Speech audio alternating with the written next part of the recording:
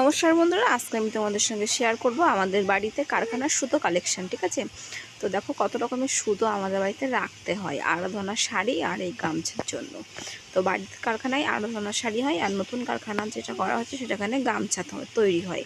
তো প্রথমে যে লালগুলো দেখলে ওটা হচ্ছে গামছার বানের সুতো, সাদাগুলো শাড়ির বানের সুতো, কমলাটা হচ্ছে গামছার টানার সুতো, আর এই লালটা এটা হচ্ছে গামছার টানার সুতো, আর এই ফিরোজা কালার এটা হচ্ছে ফিরোজা কালারের গামছার বানের সুতো, সাদাটা হচ্ছে গামছার সাদা সুতো আর কি বানের।